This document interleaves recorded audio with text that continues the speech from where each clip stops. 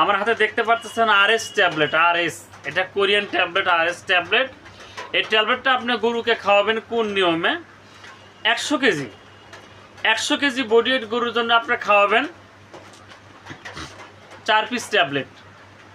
প্রত্যেক দিন 4 পিস করে ট্যাবলেট খাওয়াবেন। 100 কেজি বডি ওয়েটের জন্য প্রত্যেক দিন 4টি করে ট্যাবলেট খাওয়াবেন। দিনে অনলি মাত্র একবার, দিনে একবার খাওয়াবেন। কার ভিতরে খাওয়াবেন?